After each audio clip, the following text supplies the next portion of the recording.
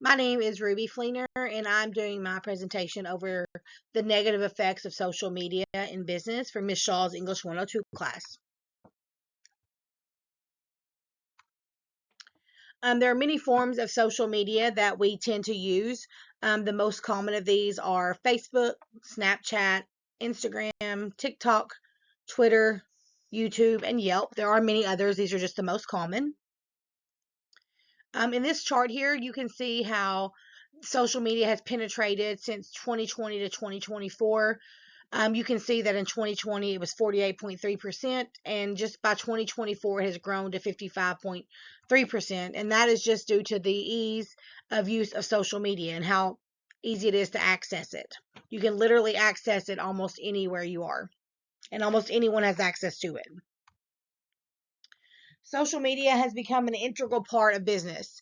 It offers companies opportunities to engage with customers and products.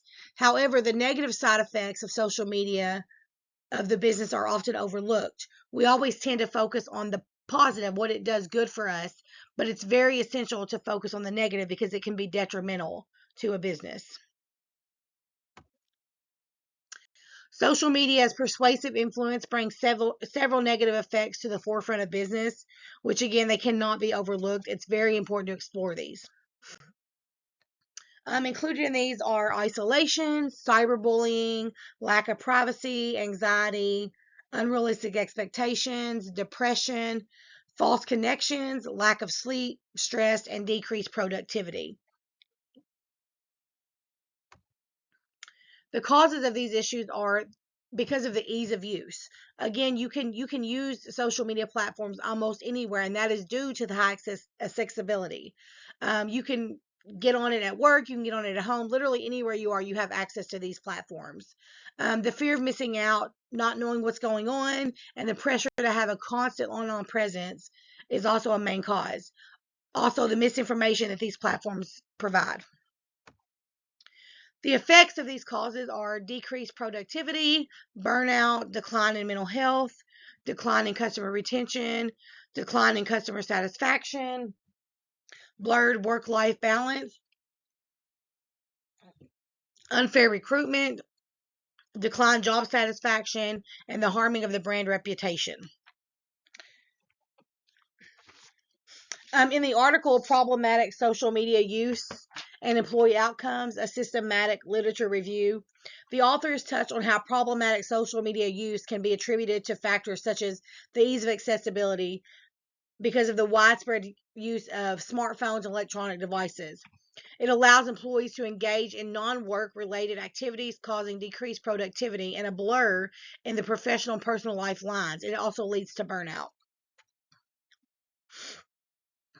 In the article, Employee Use of Social Media, Public, Private, or Something Else, this article discusses how using personal media platforms can tarnish a company's reputation because employees tend to fail to differentiate between public and private spaces, which often doesn't align with companies' values or the way they want their employees to represent them.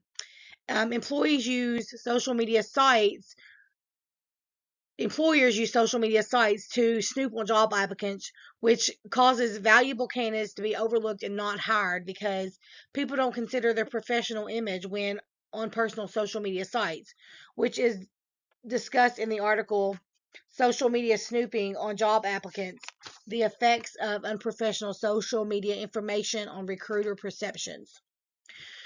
In the article, Why Do Customers Decide to Complain on Social Media and How to Produce Customer Forgiveness, it talks about how customers use these social media platforms to voice complaints or concerns because they can reach such a large volume of people in hopes to get a desired outcome, whether that is just to be heard or compensation. The article Darker Social Media, Dark Side Experiences, Identity Protection and Preventative Strategies of Micro Entrepreneurs of Social Media states that many businesses don't recognize these platforms as a venue for customers to go to and express their feelings, and it causes customers to not feel valued and to have a mistrust of the company. This causes not only a decline in customer retention, but also that of new customers because people are going to go to a competitor when they feel like they're not being heard.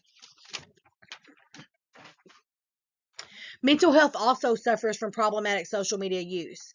Increased stress and anxiety have been linked to social media use.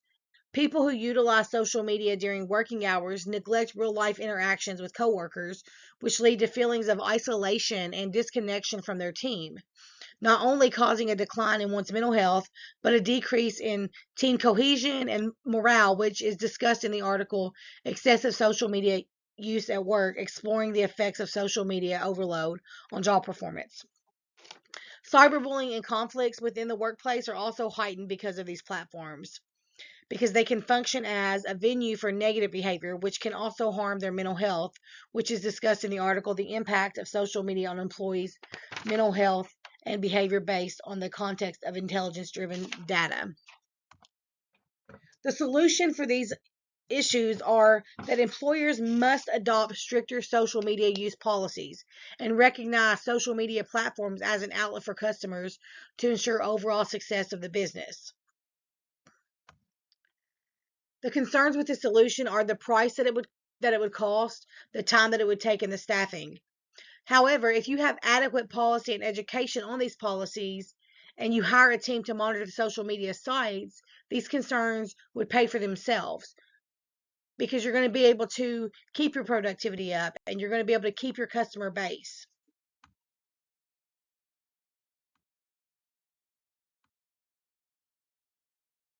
In order to ensure a successful business, these negative effects of social media have to be addressed. They have to be addressed to make sure that your business is going to succeed.